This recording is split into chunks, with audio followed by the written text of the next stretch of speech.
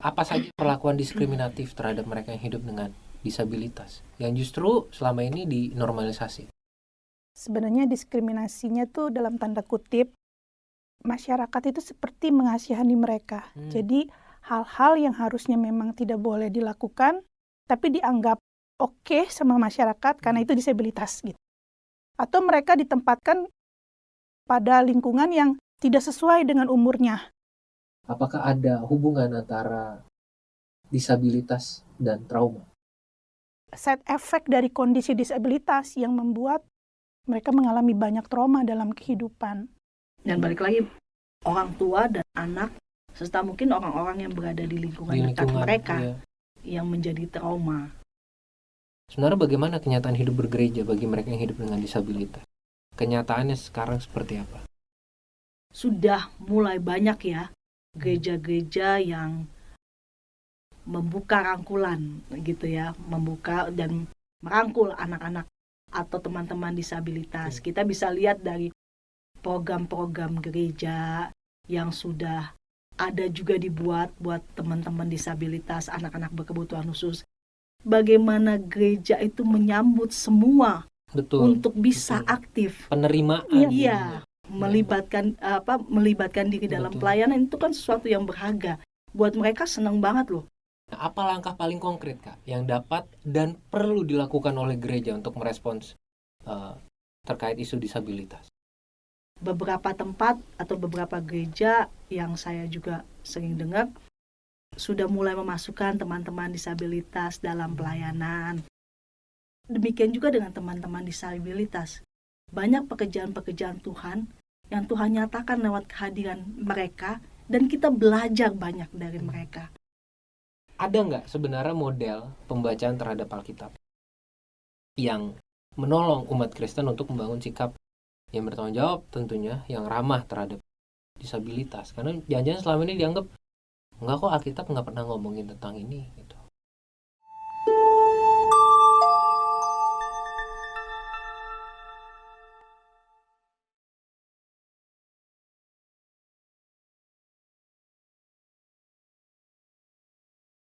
Sahabat Alkitab, kita akan melanjutkan diskusi tentang tema disabilitas dan trauma. Nah, masih dengan dua rekan yang ada di sebelah kanan saya, Kak Ella dan Kak Jen. Kita akan berdiskusi lebih lanjut tentang disabilitas dan trauma nih, Kak. Secara khusus, pertanyaan yang pertama kita obrolin adalah apa saja perlakuan diskriminatif terhadap mereka yang hidup dengan disabilitas yang justru selama ini dinormalisasi.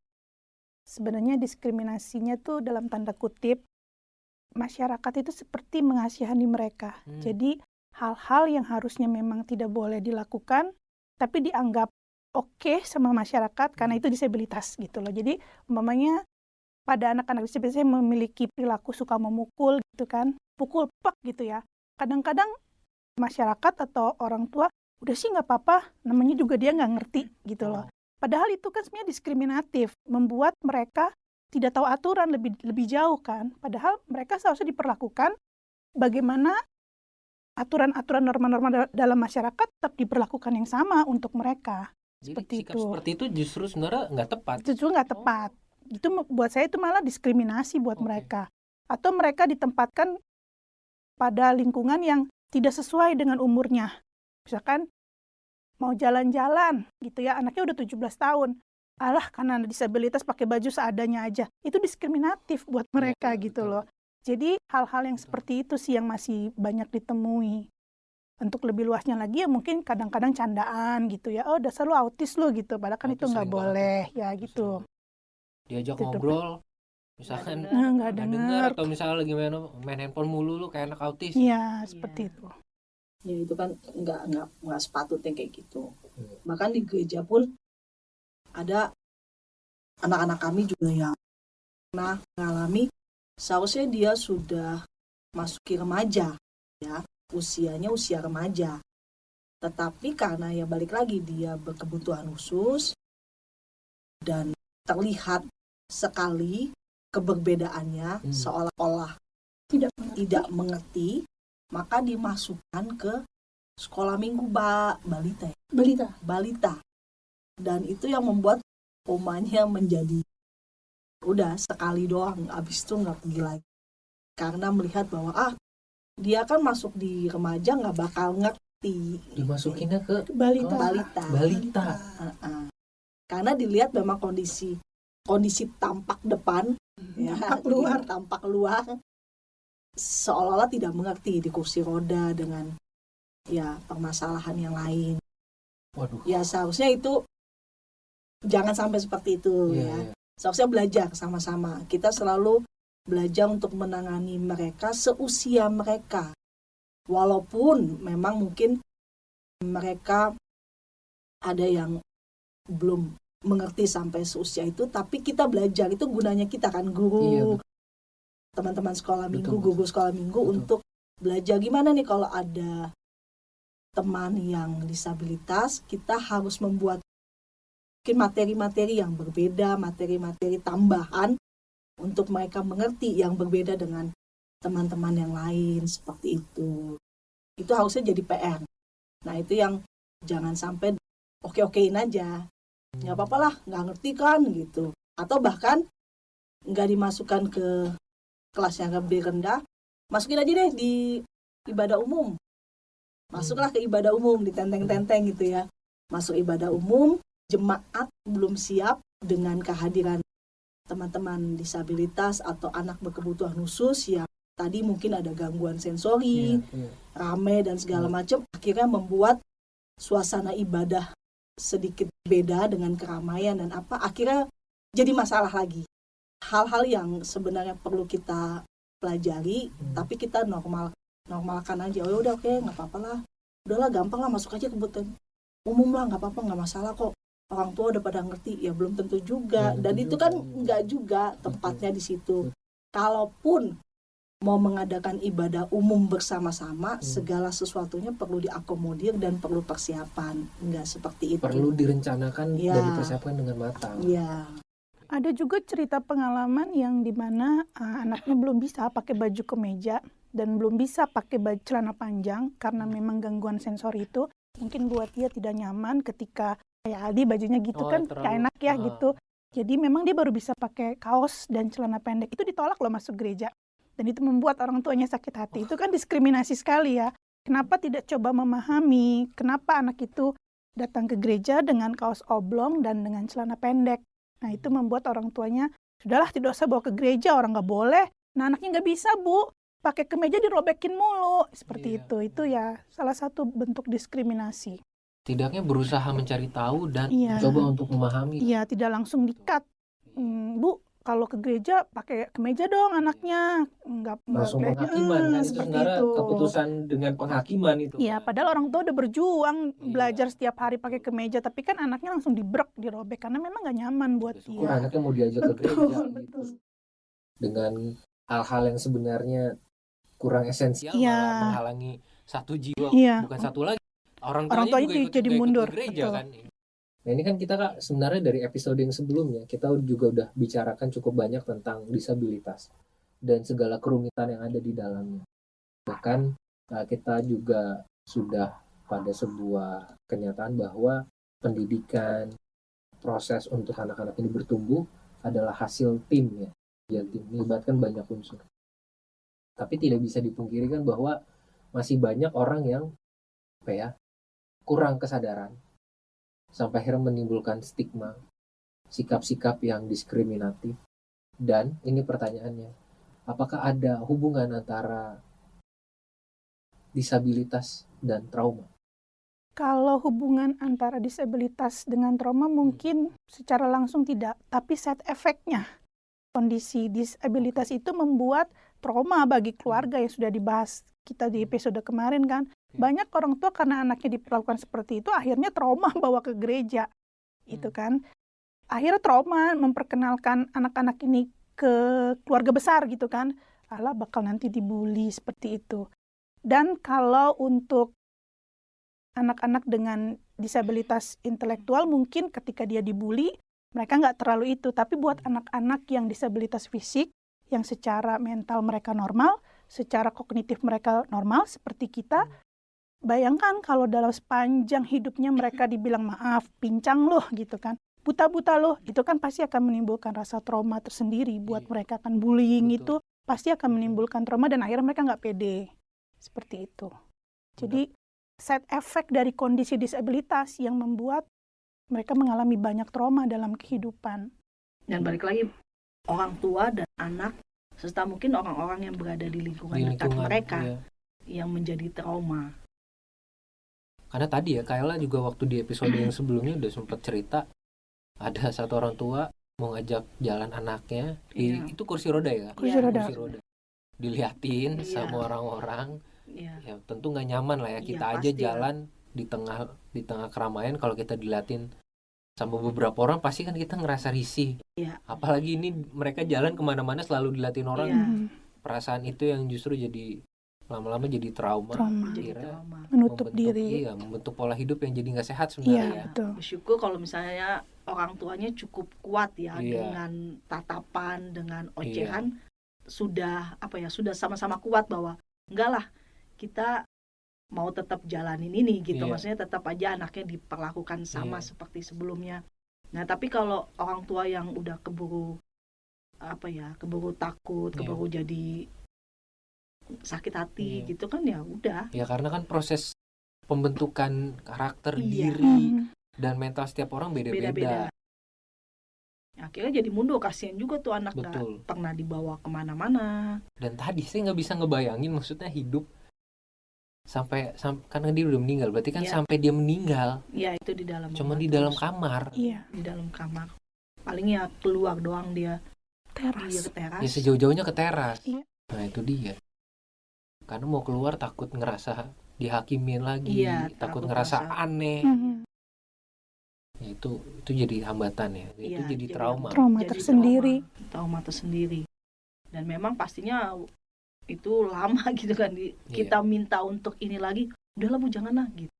Udahlah janganlah gitu. Nggak usah deh Kang, nggak usah, biasanya gitu. Udah nggak usah. Nggak apa-apa Bu, kita coba aja. Nggak usah. Karena udah takut, Udah karena takut. tadi trauma. Iya. Sama Trauma, dengan trauma. anak yang dibawa sama poponya ke gereja dan anak itu teriak-teriak, akhirnya si popo pun trauma. Gak usah, nanti ganggu, nanti ditegur gitu. Jadi jadi trauma. Waktu saya pernah bilang popo, saya iseng kan, si A ini dibawa ke gereja nggak? Dulu pernah Bu Jen saya bawa ke gereja, cuman tahu sendiri, ini kan anak masih teriak-teriak, ganggu, saya ditegur sama gurunya, saya bawa pulang aja deh anaknya, kayak gitu. Terus udah nggak pernah lagi po, nggak lah, udah ntar ngerepotin, akhirnya kayak gitu. Seperti Jadi itu. orang tua juga udah punya rasa takut. Ntar ditolak nih Ntar anak kayak ditolak. begini, pasti ditolak. Penolakan itu Mhm. sebenarnya. Padahal mereka nggak tahu bagaimana orang Susahnya, berjuang iya, kan. betul. Kita udah bahas bagaimana akses sulit. Untuk mendapatkan akses kesehatan sulit. Transportasi juga sulit. Jauh lebih sulit lah daripada yang non-disabilitas. Belum lagi butuh terapi. Mhm. Kalau yang memang perlu diterapi. Artinya kan ada ongkos yang harus dikeluarkan. Ada biaya yang juga ekstra lah. Iya. Begitu ya.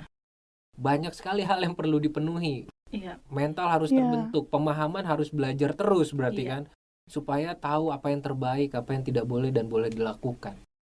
Belum lagi trauma, jadi makin banyak Betul, beban yang harus Iya. ditanggung begitu. Belum lagi kalau keluarga tidak mensupport secara utuh. Iya, Wah, betul. kalau papa nggak support, hanya mama, itu beban. itu Pincang. beban Banyak Jadi kita bingung juga ya. menghadapi seperti itu. hanya ibu yang berjuang itu beban sekali. Akhirnya semua dia ini Pikul sendiri. Ya pada akhirnya anaknya, udah Bu, nggak usah gitu, seperti itu. Kasihan. Kita juga, kita mau nembus nggak bisa, kita bukan keluarganya kan. Iya. Kita hanya bisa mensupport aja, udah Bu nggak apa-apa. Bahkan sampai ada bilang, Bu kapan ya dipanggil, nanti saya bingung kalau saya dipanggil duluan, karena dia nggak disupport sama keluarganya. Dan itu membuat dia jadi takut kan, jadi trauma, jadi takut kan. Nah, kalau aku yang dia panggil duluan, anak ini gimana? Sama siapa? Oh, maksudnya meninggal. Karena merasa bahwa selama ini mensupport anak ini hanya dia seorang. Dia yang tahu. Sedangkan dia secara yang, umur jauh lebih tua. Jadi kalau dia meninggal duluan, iya si ibu ini anak ini mensupport gimana? sendiri. Iya, anak gitu. ini gimana? Dia sampai, aduh Bu, nih kapan ya? Nanya gitu kan. Kita Bu jangan gitu. Ya kadang Habis gimana? saya berdoa supaya saya dulu deh Bu yang dipanggil gitu. Seperti itu, atau anak dia dulu deh Bu yang dipanggil. Itu sampai yang seperti itu. Ada kita Itu karena miris ya, maksudnya banget. bukan karena benci, tapi iya, waktu karena kita takut kan sebenarnya waktu Kakak. kita menerima kalimat itu kita Iya. juga wah gila nih orang tua gitu ya. Tapi kita mikir-mikir, Coba memahami. coba memahami, ya memang kondisi dia sangat sulit. Sekompleks itu, iya betul. Bukan nggak punya uang, dia Iya, punya iya. uang, tapi dia nggak disupport sama siapapun.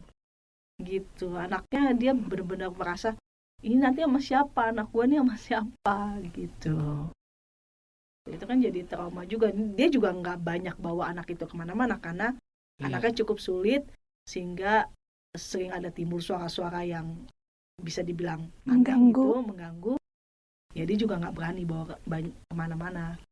Oke, nah ini karena kita udah ngomong juga tentang trauma yang cukup besar dihasilkan karena penolakan dari lingkungan orang-orang. Iya. Sekarang kita mau ngobrolin tentang kenyataan hidup bergereja, Kak, terkait dengan tema disabilitas dan trauma ini. Sebenarnya bagaimana berdasarkan pengalaman Kak Ella juga sebagai praktisi di gereja begitu ya, dan juga Kak Jen yang juga sama-sama aktif nih dalam penanganan pendidikan untuk teman-teman anak-anak kebutuhan khusus. Sebenarnya bagaimana kenyataan hidup bergereja bagi mereka yang hidup dengan disabilitas? Kenyataannya sekarang seperti apa? Kalau dibilang kehidupan dengan anak-anak disabilitas di lingkungan gereja atau begereja, sudah mulai banyak ya gereja-gereja yang membuka rangkulan gitu ya, membuka dan merangkul anak-anak atau teman-teman disabilitas. Kita bisa lihat dari program-program gereja yang sudah ada juga dibuat buat teman-teman disabilitas, anak-anak berkebutuhan khusus. Seperti contohnya kategorisasi gitu ya. Salah satu anak kami, dia baru 2 tahun lalu kategorisasi. Dan aku tanya karena pendetanya juga salah satu teman kita gitu. Jadi kita bisa bebas bertanya gitu ya. Kita bertanya, ini gimana pembelajarannya seperti apa? Karena kita tahu kan kategorisasi cukup panjang dan bahannya banyak. Cukup berat lagi. Iya, cukup berat. Bagaimana caranya? Karena dia juga anak kami, maksudnya kami belajar bersama dengan dia. Dan kami lihat bahwa pembelajarannya cukup sederhana.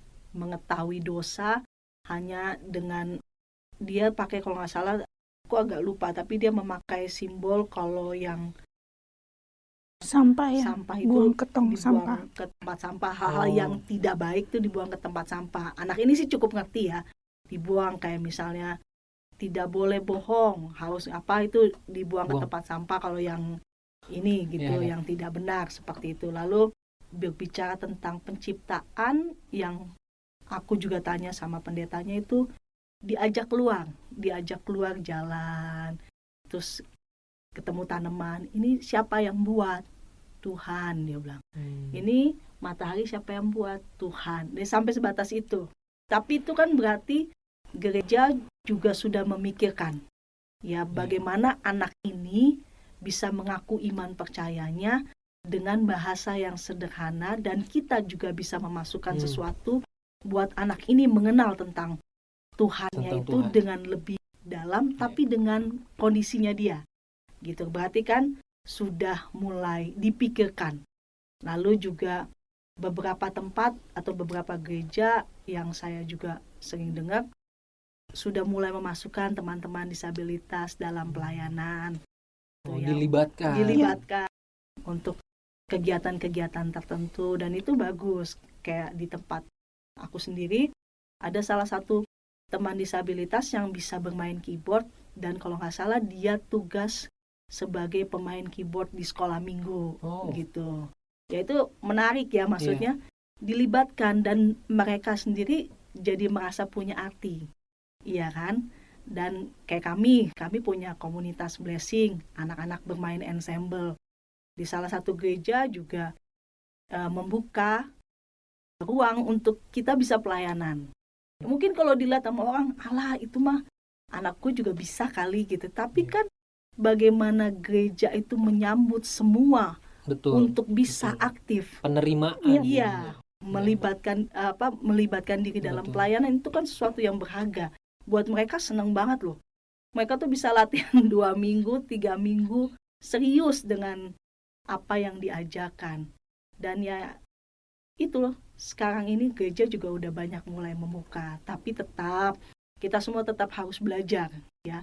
Belajar untuk bisa memahami mereka lebih dalam lagi. Ya, yang kami rindukan ya suatu saat bisa berkumpul dalam ibadah bersama-sama. Seperti itu. Tapi ya balik lagi kita selalu bilang bahwa ibadah bersama-sama dengan semua jemaat, lapisan jemaat, umur, khususnya juga dengan teman-teman disabilitas, pastinya nggak mudah. Harus ada persiapan yang digarap lebih dalam lagi, lebih matang lagi. Untuk persiapan ibadah yang pada umumnya dilakukan aja tetap harus ada perencanaannya. Iya. Apalagi ketika kita mau melibatkan unsur yang baru gitu kan, teman-teman disabilitas menjadi bagian dari ibadah. Ini kan sesuatu yang tidak pada biasanya dilakukan. Artinya perlu perencanaan yang juga perlu dipersiapkan dengan matang kan gitu ya.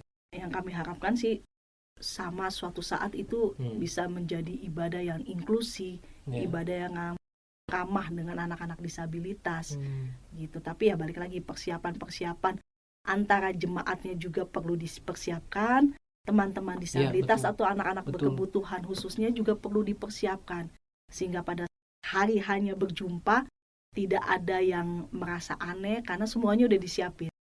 Ya, tentu dimulai dengan edukasi, persiapan infrastrukturnya, begitu ya. Semuanya harus siap dulu nih. Iya.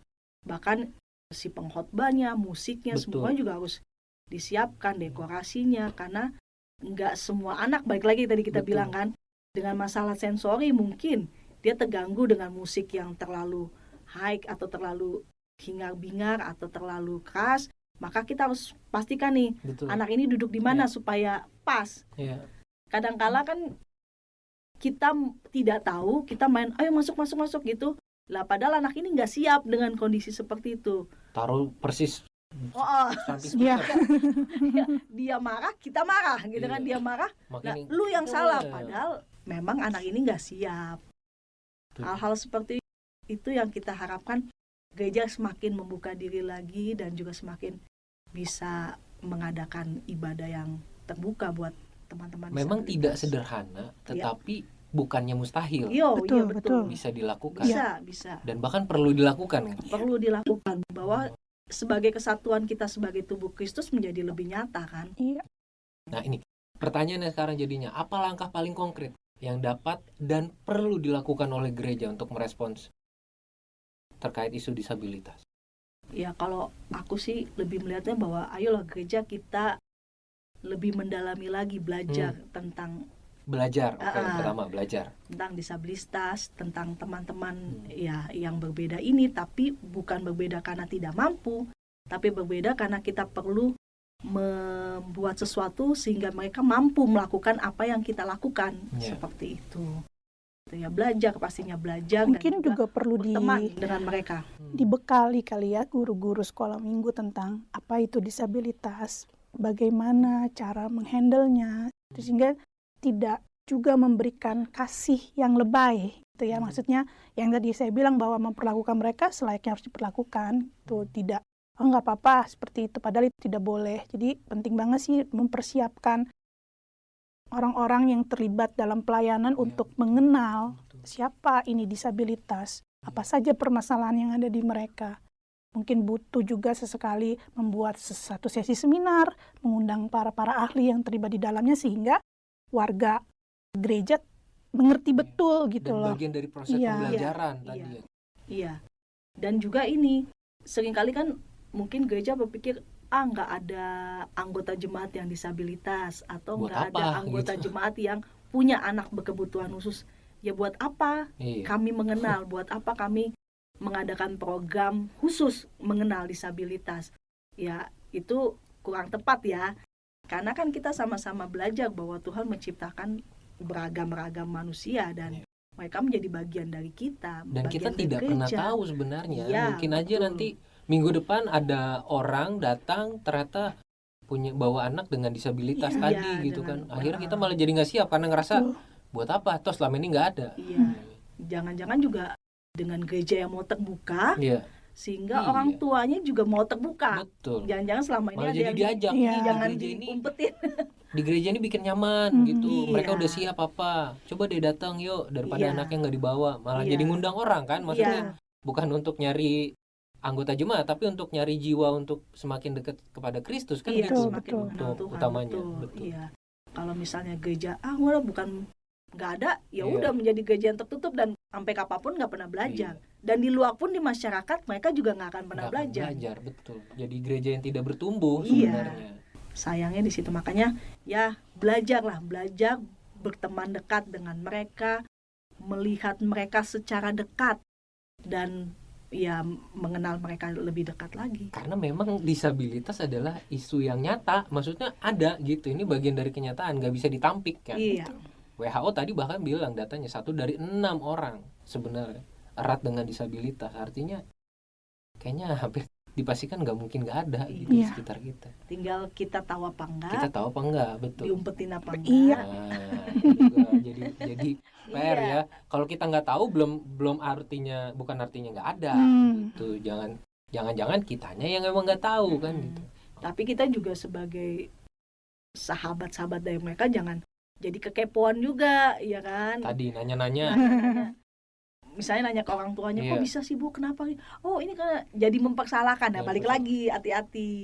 Ya kita Awal. perlu diedukasi juga. Betul. Itu sewajarnya lah. Iya. Sewajarnya ya Betul. tadi ya. Kata kenapa itu kan kadangkala melukai orang kalau Oh, iya, ditanya.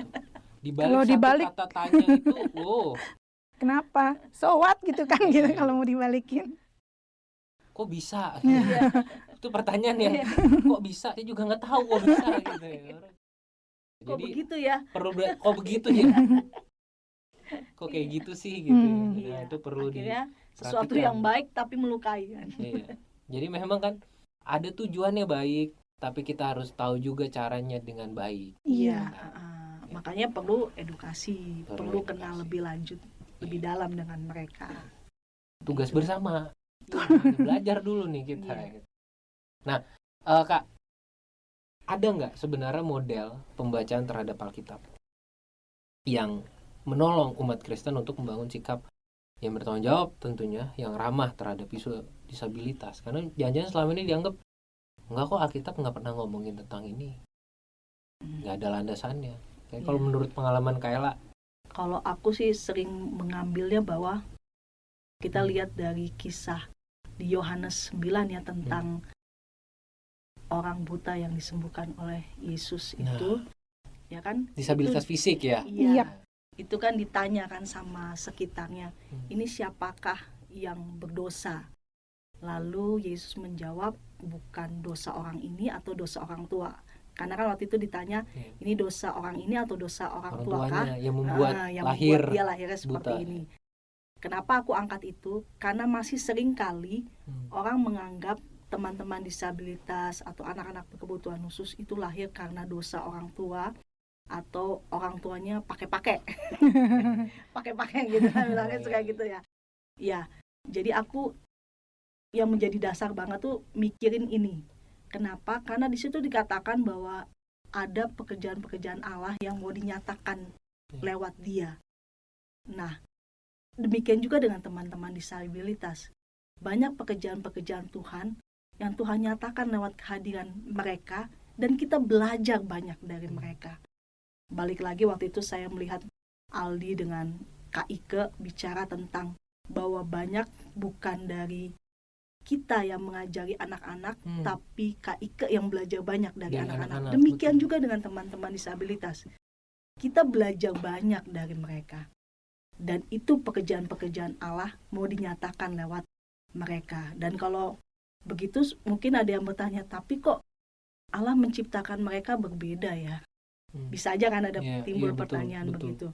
Kalau Allah mau mereka ada dalam pekerjaan Allah, lalu kenapa Allah menciptakan mereka berbeda? Kalau aku melihatnya bahwa Tuhan menciptakan kita tuh semua sempurna, semua itu baik, sama seperti kisah penciptaan. Dalam setiap penciptaan selalu Tuhan katakan semuanya baik. Maka sebenarnya semuanya baik.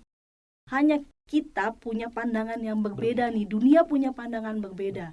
Dunia punya pandangan normal dan tidak normal. Lalu di dalam normal itu dunia lagi punya pandangan yang cakep tuh Putih. Standarnya. putih Iya. standarnya, yang cantik rambutnya panjang, nggak usah jauh-jauh. Dulu orang gendut kayak aku aja dibilang jelek, ya masih jelek juga kali ya. Ya maksudnya ada standar-standar dunia yang membuat kita punya pandangan bahwa oh yang ini nggak normal, ini normal. Oh yang ini ganteng, ini nggak ganteng, ini cantik nggak cantik. Jadi kita melihat keberbedaan itu juga dalam pandangan anak-anak berkebutuhan khusus atau teman-teman disabilitas. Padahal kita lupa bahwa Tuhan menciptakan semuanya itu baik. Tuhan tuh nggak lagi iseng-iseng. Iseng coba si A ini nggak gua kasih tangan iseng ini jarinya nggak usah ada, atau iseng kecerdasannya segini aja. Enggak lah, Tuhan nggak kayak gitu, Allah nggak kayak gitu. Allah selalu menciptakan semuanya dengan sempurna. Hanya kita yang terbatas ini sudah mempunyai standar yang berbeda, sehingga kita memakai standar itu untuk menilai orang lain. Sehingga kita lupa bahwa yang sempurna atau yang baik menurut Allah itu kita samakan dengan menurut kita.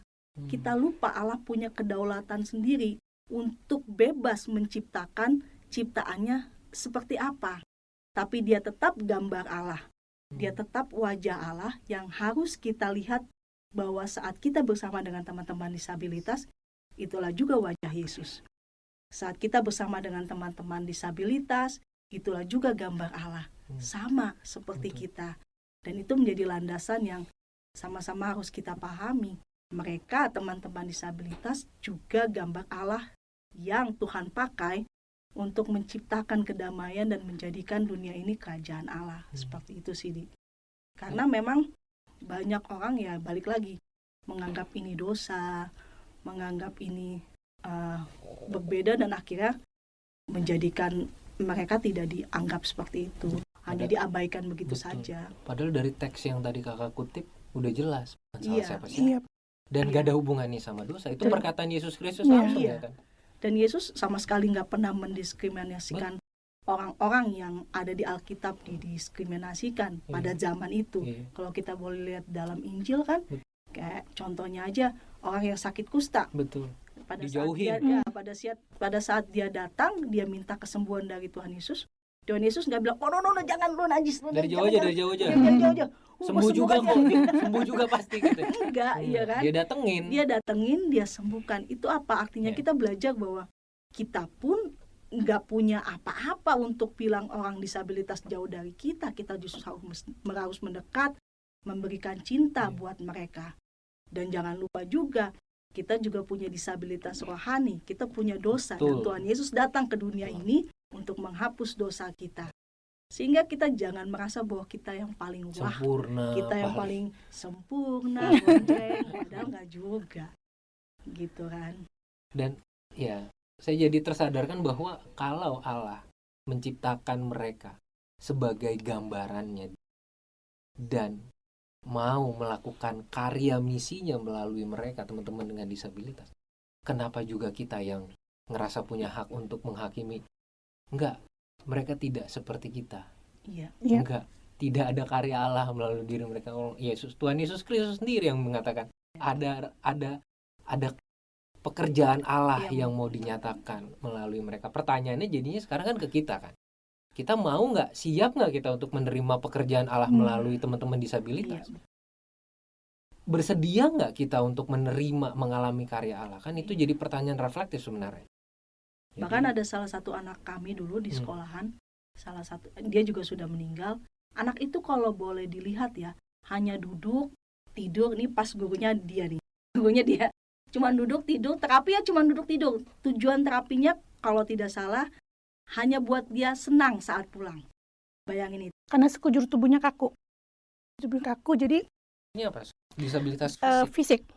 Ya, dia termasuk cerebral palsy dengan kondisi hidrosepalus.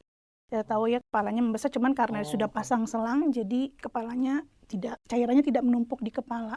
Jadi memang waktu saya pegang dia juga kadang ada level di mana kok apa yang saya lakukan kayaknya sia-sia ya. Tapi saya cukup disadarkan sama konsultan waktu itu, jangan lihat perkembangan yang besar, tapi lihat sekecil apapun dia pulang happy, dia pulang relax, itu perkembangan yang harus kita syukuri. Karena memang kasusnya berat. Jadi ya memang sekujur tubuhnya kaku. Nah, anak itu ternyata pada saat meninggal bapaknya sharing, anak itu yang memperkenalkan keluarganya dengan Tuhan Yesus. Ya. Tadinya mereka bukan Kristen, lalu bapak ini tadinya kaya banget. Pada saat anak ini lahir, dia mencoba untuk mencari kesembuhan lah, pengobatan lah buat anak ini ya. Sampai akhirnya bapak itu udah gak punya apa-apa, dia benar-benar udah lemes, dia udah gak tahu gue mau gimana. Kalau gak salah, singkat cerita, ada temannya yang datang lalu memperkenalkan gereja, dibawa ke gereja, diajak konseling, diajak ya pendekatan ya, berdoa untuk memberi kekuatan. Akhirnya mereka sekeluarga menerima Tuhan Yesus sebagai juru selamatnya gitu. Lewat anak ini. Kalau Aldi lihat dan teman-teman atau sahabat-sahabat lihat pasti apa sih dilakuin, Yang bisa apa kita sih? pelajari Iya. dan Khotbah enggak, main musik enggak, kita bisa dapat apa? enggak Iya. dapat apa. Tapi pergumulan bersama dengan anak ini yang membawa orang tuanya mengenal dengan Tuhan Yesus yang selalu dekat, merangkul dan mencintai mereka. Jadi ya itu dia, jangan kita sepelekan, karena kehadiran mereka pasti punya arti. Dan itu yang Tuhan ajarkan kepada kita juga, jangan menyepelekan mereka gitu. Ya, kita jangan sampai jadi orang-orang yang ada di Injil itu orang-orang tetap nggak percaya kepada Yesus meskipun Yesus sudah melakukan banyak mujizat. Iya. Kan sama ya, maksudnya Tuhan sedang berkarya melalui teman-teman ini, tapi karena kitanya yang emang nggak mau percaya dan kita akhirnya jadi ngerasa ya nggak ada apa-apanya, mereka nggak ada nilainya dan segala. Nah, itu karena kitanya sebenarnya. Nah, itu penting ya Kak sebenarnya untuk kita gumuli bersama. Iya, jadi bukan karena dosa, tapi karena memang Tuhan menciptakan mereka seperti itu. Iya. Dan itulah gambar Allah. Dan Dengan ada gitu misi iya, Allah ada dalam misi itu. Allah. Dan dengan itu kita belajar bahwa gambar Allah bukan hanya tentang Allah yang ganteng dan cakep seperti di Gagah. gambar-gambar. Ya, meskipun itu juga bisa Gagah diperdebatkan perkasa. ya, Iya, gambaran-gambaran gitu. Iya, ya kalau kita lihat lagi mungkin ada tuh di Google, kita suka lihat gambar Iya. Allah yang berbeda gitu kan. Ya itu gambar Allah. Gambar Allah bukan hanya seperti orang-orang ganteng, tapi ya banyak wajah. Dan itulah yang harus Betul. kita hargai, kita cintai sesama kita itu. Kak Ella dan Kak Jen, kita nggak terasa udah cukup banyak membicarakan tentang disabilitas dan trauma. Saya yakin banyak sekali hal yang kita pelajari bersama, sahabat Alkitab, tentang topik ini, disabilitas dan trauma. Ingatlah bahwa ini menjadi PR kita bersama. Iya. Dan Sama-sama. kita sebagai gereja, persekutuan, komunitas Allah perlu menghadirkan kasih itu yang nyata di dalam kehidupan setiap orang. Tanpa membeda-bedakan. Ingat, kita bukan siapa-siapa. Yap. Kita yang diciptakan oleh Tuhan, kita yang menerima karunia Tuhan.